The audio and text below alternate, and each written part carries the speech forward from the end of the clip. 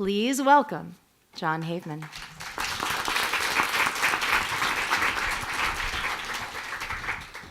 Thank you, Hope. I'm going to have to send you a shorter bio next time. So please call me Jon. Dr. Haveman I think of as my dad. He is a doctor. Yeah, I'm very happy to be here. Thank you for inviting me, Hope, and for putting me first on the schedule so I can sit back and relax and enjoy the rest of the day. For about the next 45 minutes, we're going to talk about the economics or the real costs of the standard American diet, right, which is a diet that involves eating a lot of meat.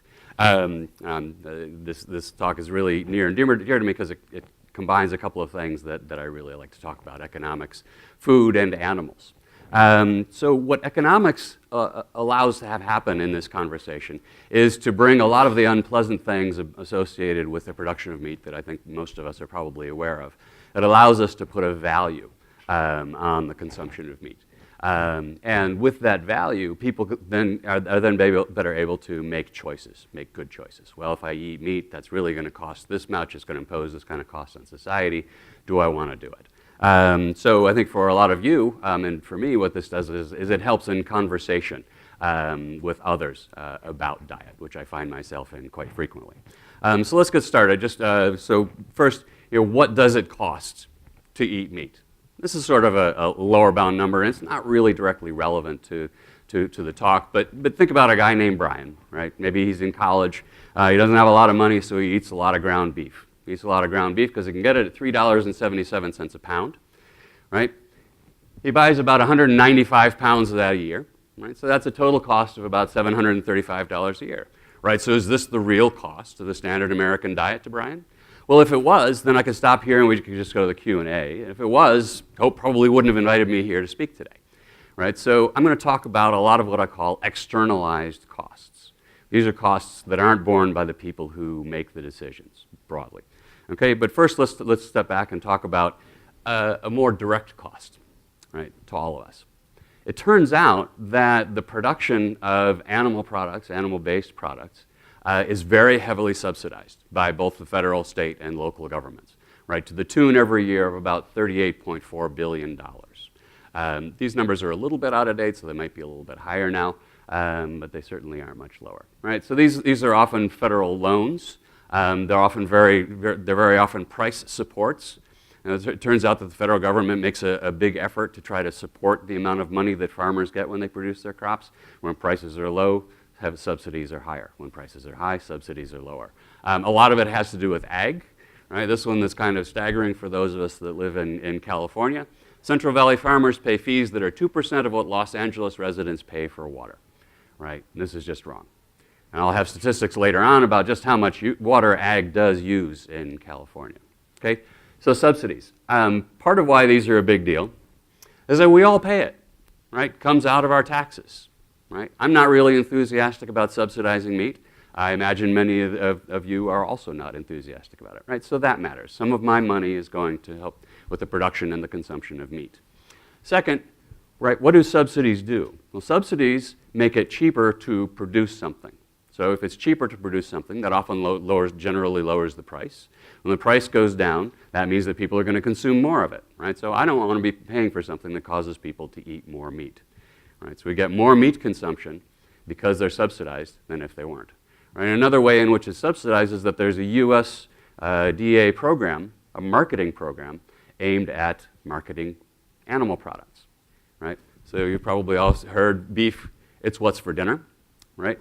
So this is a government-organized marketing campaign for beef. I don't have the vaguest idea why the government should be involved in marketing when we all know that the beef industry makes plenty of money. Okay?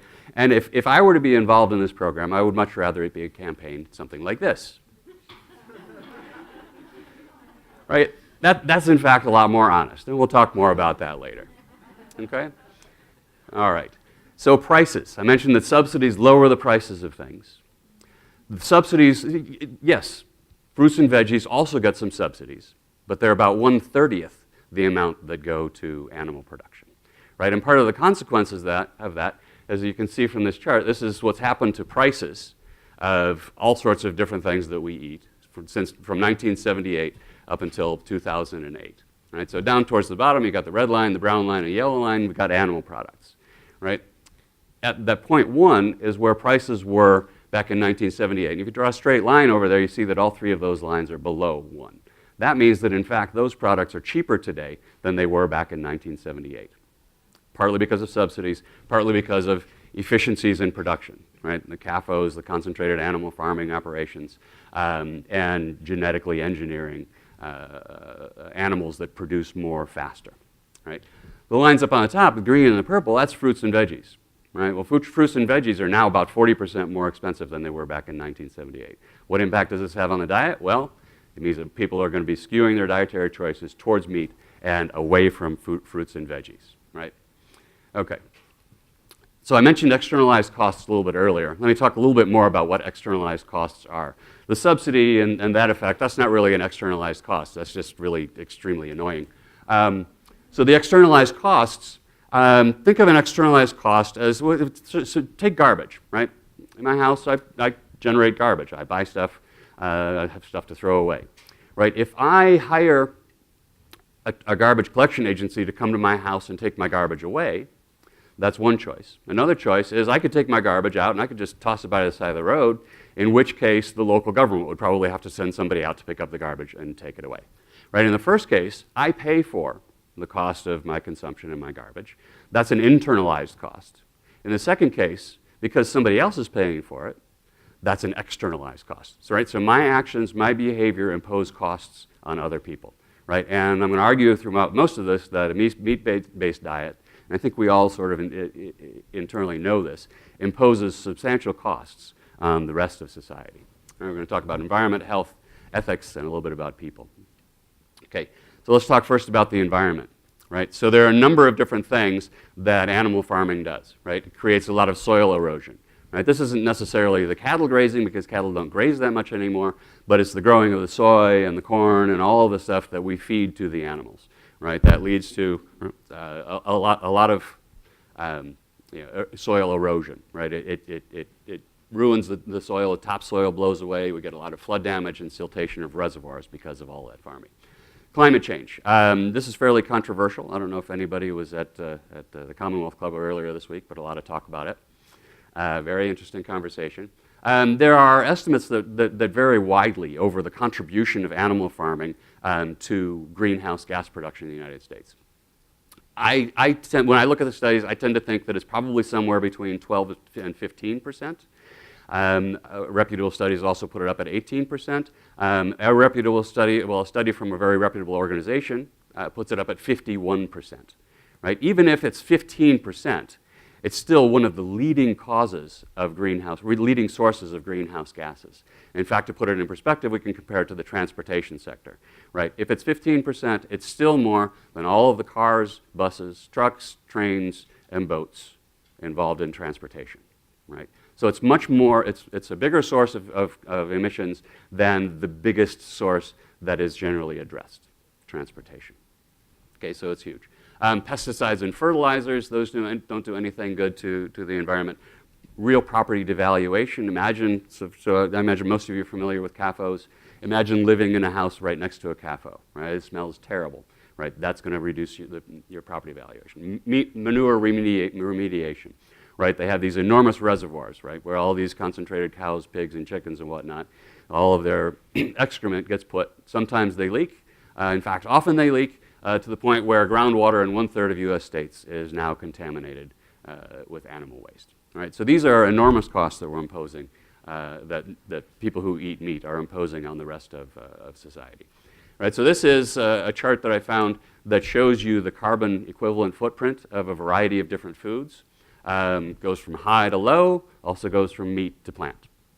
Right? So eating meat, eating lamb, beef, cheese, pork, fresh salmon, turkey, chicken, canned tuna, eggs, all has a much bigger carbon footprint per kilogram of consumed food than does potatoes, rice, peanut butter, nuts, not yogurt, broccoli, tofu, the like. Right? So right away you can see that eating a vegan or even a vegetarian diet is going to be much better for the environment.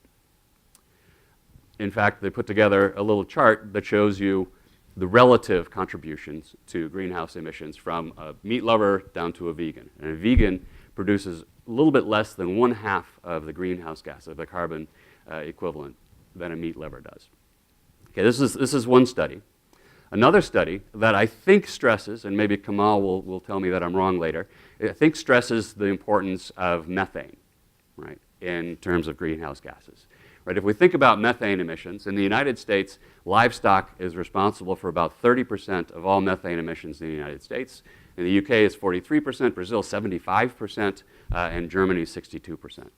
Now, it turns out that methane, right, one ton of methane emitted is somewhere between 25 and 50 times stronger than 1 ton of carbon emitted. Right? So methane emissions, though much smaller, are a really big deal.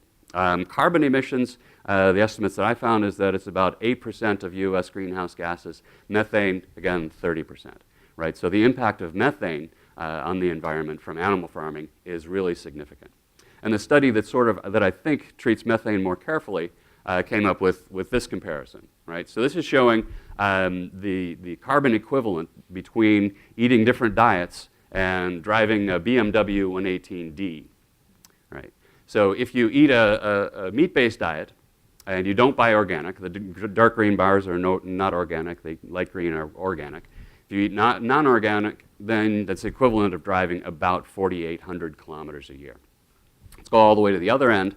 If you eat vegan organic, right, that's the equivalent of driving that car about 281 miles per year. Right, so that's roughly 5% of the climate implication of a vegan organic diet versus a meat-based diet.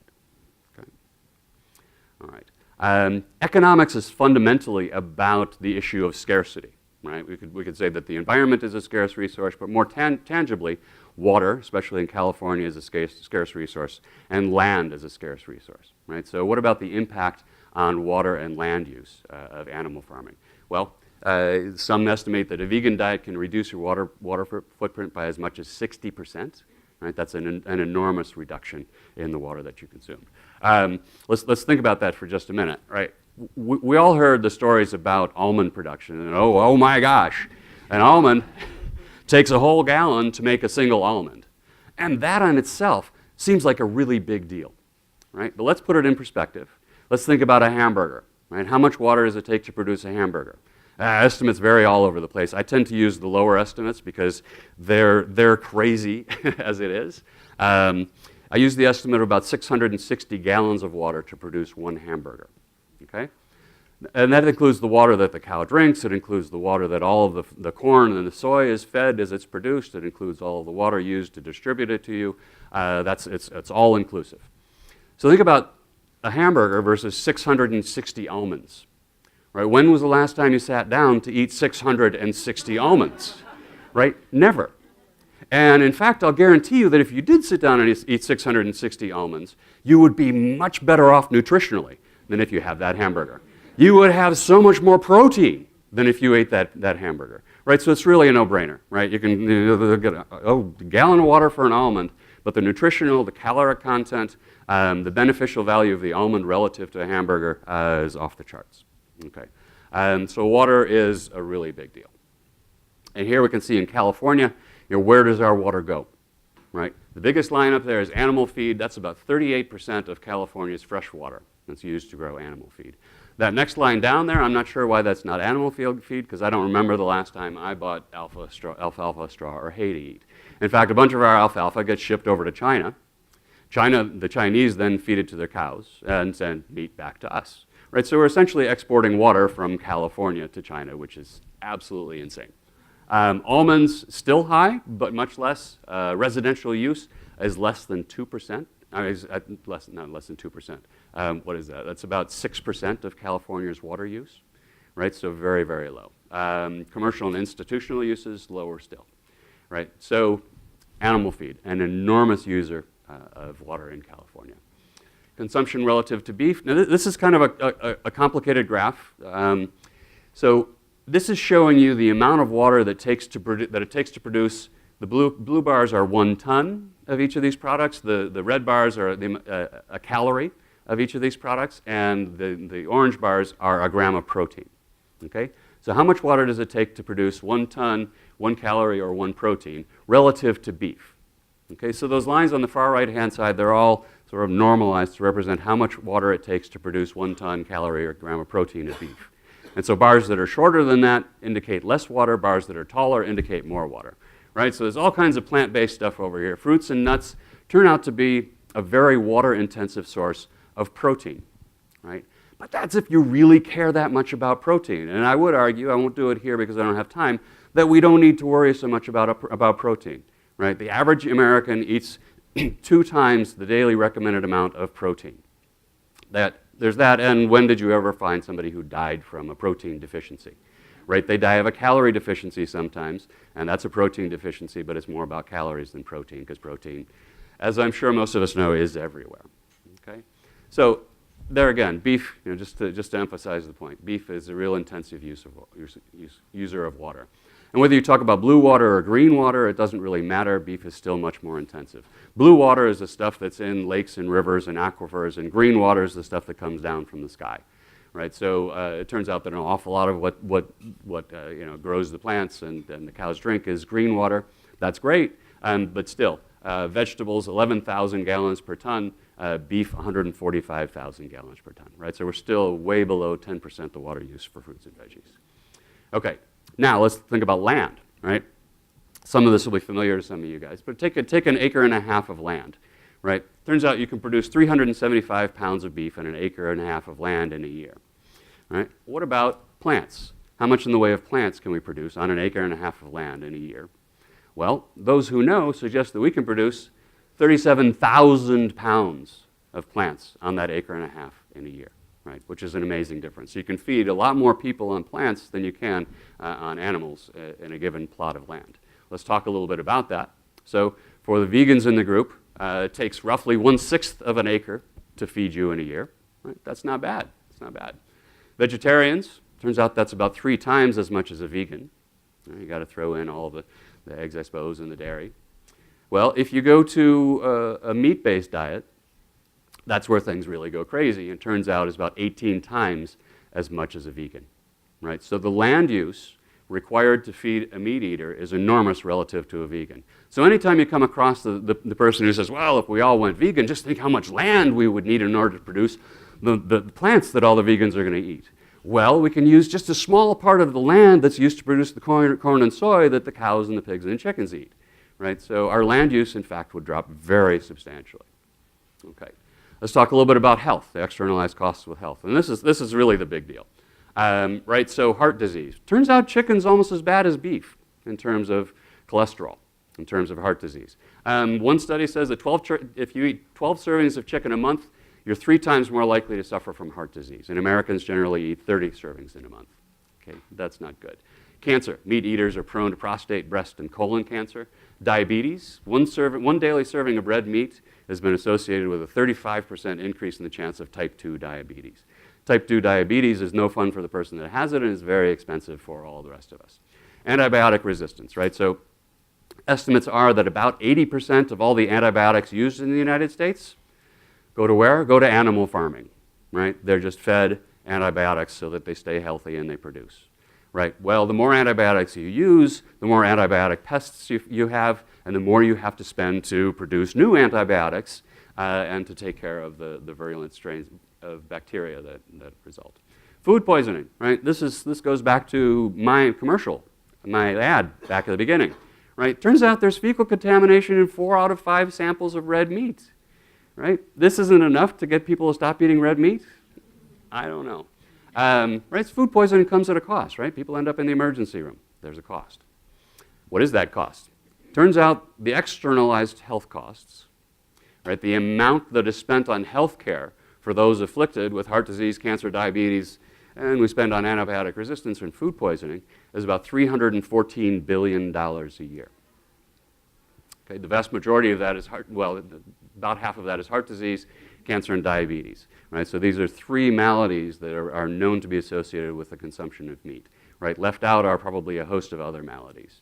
Right? And these costs are only associated with providing the health care. Right? But what happens when you have heart disease? Right? If you have heart disease, diabetes, or cancer, you die younger. Right? And it turns out that we as society put a value on the life that's lost. right? Whether it's lost to pollution, whether it's lost to heart disease, whether it's lost to cancer. My grandfather was 50 when he died, right? He still had a lot of productive years left. He died of heart disease. So there's a value that we should be placing on that. Well, that's nowhere in any of the costs that I'll be putting up here today. Right? So you can think of all of these costs as, in every different dimension as sort of a lower bound estimate. Right? That said, they're still big and significant. Okay. What about ethics? Right? Well, you know, I think people are bothered by how animals are treated. Most people don't really know. I'm enormously bothered by how animals are treated. I imagine I'm preaching to the choir. So I put a high value on the fact that there are 9.1 billion land animals killed for food production in the U.S. every year. That's 8.7 billion chickens, right? 400 million cows, pigs, ducks, and turkeys. Right? So there's more cows, pigs, ducks, and turkeys killed in the United States every year than there are people. Right? 53.5 billion aquatic animals. I confess that I need to do a little more research to understand that $53 billion number. It came from a trusted source, so I believe it, but it's crazy.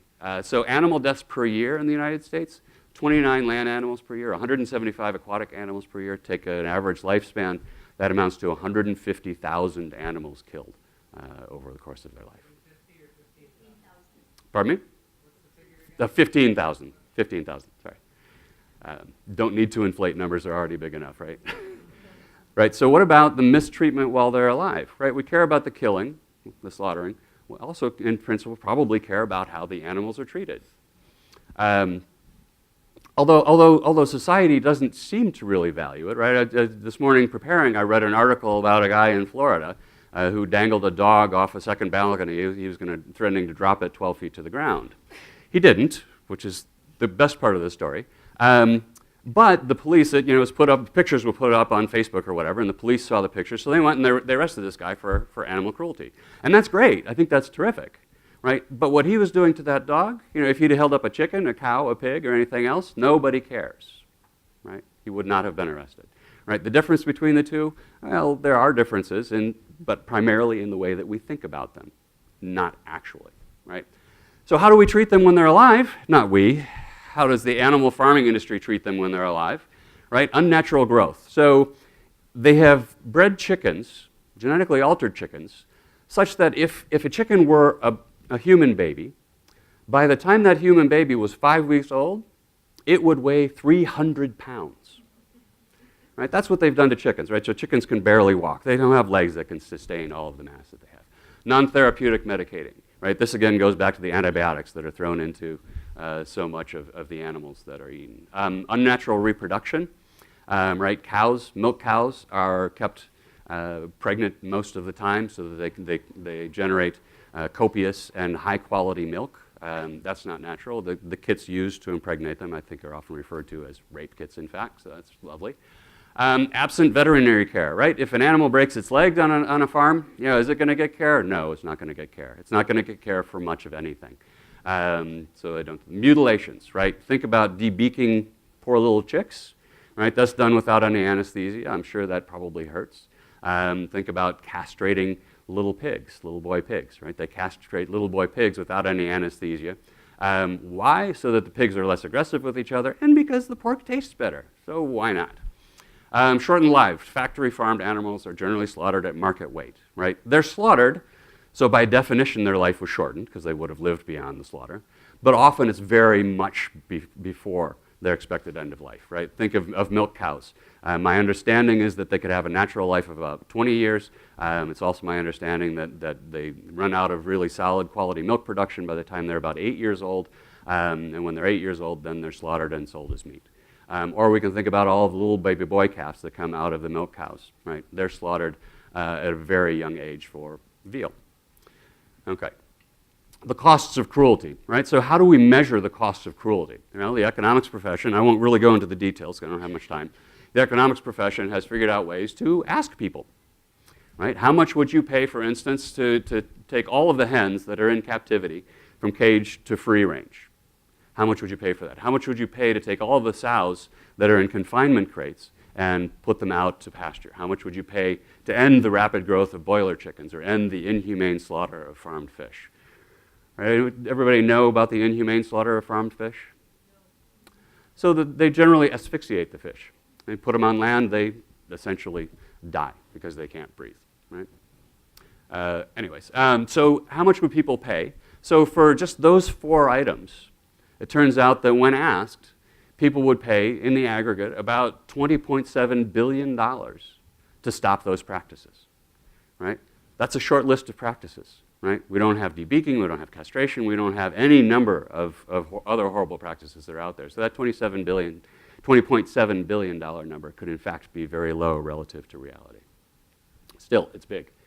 I also want to point out, and this sort of ties in, but it's something that not a lot of people point out, understand, and know that happens, right, is that the U.S. government has wildlife services. And the primary mission of wildlife services is not to service wildlife. Quite the contrary.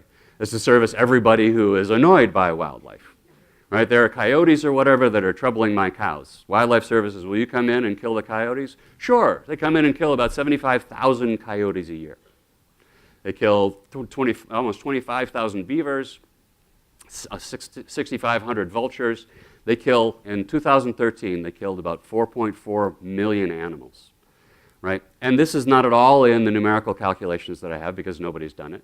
I'll stand up here and argue until I'm blue in the face, but I don't think I have to, that all of these animals have a contribution that they make to our ecosystem. And removing significant numbers imposes a significant cost on our ecosystem. Okay? Again, that's not going to be in the numbers at the end of the day. What about people?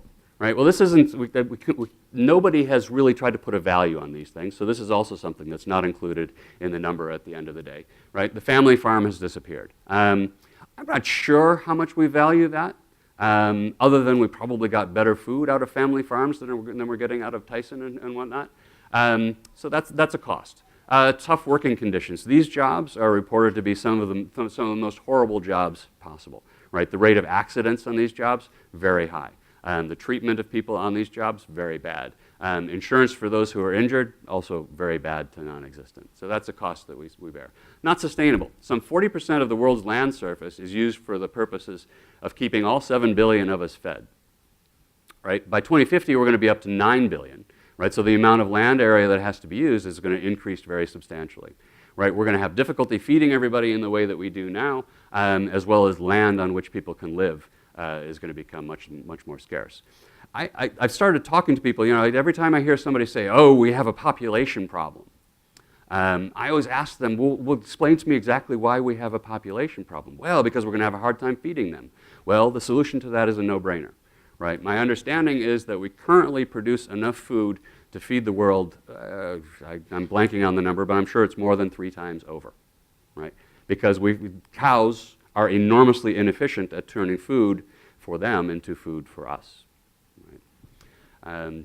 So it's not sustainable the way things currently are. What about fishing? Fishing is sort of outside of my categories of externalities because it doesn't fit nice and neatly into any of those boxes. But it's estimated about $4.5 billion in externalities due to fishing, $2.4 billion from bycatch. Right? So bycatch is when you're fishing for tuna, when you catch dolphins. Dolphins are bycatch, unintended catch. Right, so when you've probably seen how much of our ocean fishing happens. It's with enormous nets. So they're catching turtles, dolphins, whales. They're catching juveniles of other species, so it depletes the juvenile population for other species. The cost from that is estimated to be about $2.4 billion. $1.4 billion from overfishing. Overfishing depletes the supplies of fish in the ocean. So it's been estimated that overfishing is responsible for about a 30% reduction in the availability of many different species of fish. And that imposes costs, right? It raises the price, and it also lowers employment and the income for a lot of fishermen. About $0.7 billion from fish farming, right? Well, what's the externality from fish farming? Part of the externality from fish farming is that some of the fish that are in farms, right, these are often just big nets in the water, they escape. Right, to the point where it's been estimated that about 20% of the wild salmon that you buy in the grocery store, not you, that people buy in the grocery store, 20% of it is actually factory farmed, right, because it's escaped. So that's bad, but it's not as bad as perhaps the factory farm fish diluting the gene pool with regular fish. It's also the case that lice is an enormous problem. Sea lice is an enormous problem. And sea lice escapes from these nets that are in there. So we're generating sea lice that has impacts for other fish in the sea. It's also the case that fish eat other fish, right? So we have these factory fishing, and you need to fish them. So it's leading to overfishing in a great many other fisheries that produce prey for other fish that that people eat. So that imposes a significant cost, right? And then there are other costs that are not included. Oceans, it's been estimated, oceans provide about $33 trillion worth of ecosystem services, purifying the air and whatnot. How does aggressive fishing and its destruction affect these services? My guess is pretty substantially. Okay. So let's take a look at the total additional costs associated with animal farming. Take the healthcare, subsidies, environment, cruelty, and fish production, and you end up with a number at the end of the day of about $415 billion each year in external costs. To put that in perspective, that's about $1,300 per person per year. So if you've got a family of four, a vegan family of four is probably paying out about $5,000 a year simply because everybody else likes to eat meat. Right? So that's an enormous cost. And if we take all of that and we fold it into the price of a Big Mac, turns out that a Big Mac, if when you bought one you paid for the externalized costs, a Big Mac would cost $12 instead of $5. So it more than doubles the price of meat that you buy in the store. Okay, so how do we lower the cost? Well, we lower the cost fairly simply by reducing the subsidies that are available, right? If you subsidize it, price is going to go up, people are going to consume less, there's going to be less heart disease, there's going to be less detriment to the environment. So cut the subsidies. Second, tax the buggers, right? Everybody familiar with the notion of a sin tax? Or a sin tax is a tax you put on cigarettes, alcohol, things that have big externalities. So let's put a bloody sin tax on meat, right? So taxing meat increases the price at the store, so people are going to buy less of it. We get reductions in external costs, reduction in Medicaid and Medicare spending. We get tax revenues raised for massive public education campaign, and my own recommendation is that all go through FFAC, the Factory Farming Awareness Coalition. I love those folks. Okay, so policy proposal, and this is not mine, this is what's in Meatonomics. Cut the subsidies. Cut those that are directly related to the production of meat. That turns out to be about $18.2 billion a year. Tax meat consumption 50% at the point of sale. That's a big tax, but it still doesn't wipe out the externalities. If we do that, right, there's the before column. Those are the numbers that I showed you a couple of slides ago. The after column, those are the externalities and the costs that still remain once that policy is in place. And then there's the change. At the end of the day, if you do those two simple things, you cut the externalities by about $184 billion, right? Somewhere in the neighborhood of $600 per person every year, right? So that simple policy prescription would reduce the externalities very significantly. Okay, so that's the content of what I have. I hope it's opened your eyes to some of the costs associated with the ugliness of meat production that I think we're mostly aware of. It helps me in a lot of conversations that I have with people, and I hope it helps you as well as just allowing you to have a better understanding of the implications of the good choices that you've made. Okay, so thank you very much.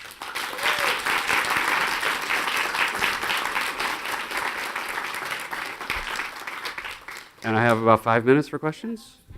Almost 10 minutes. Excellent. Okay. Start ahead. Yeah, I just want to say about the costs.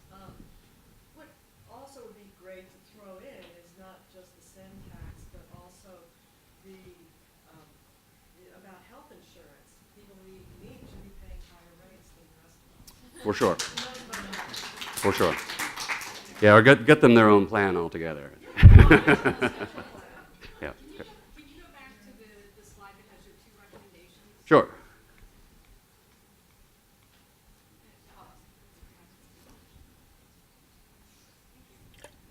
Okay. So related to that slide, can you recommend some strategies for us to use? For us to use, talk. But to reduce the subsidies and to initiate taxes, is there anything we can do? Right. So I'm not really that kind of a grassroots person, but certainly there needs to be some campaign to inform policymakers. To inform policymakers, A, about these costs, because I'm sure they haven't a clue, and B, that there are a lot of people out there that are really quite upset about it. So I mean, that would be a recommendation. Spread the word and support campaign. Yeah, yeah. Mhm.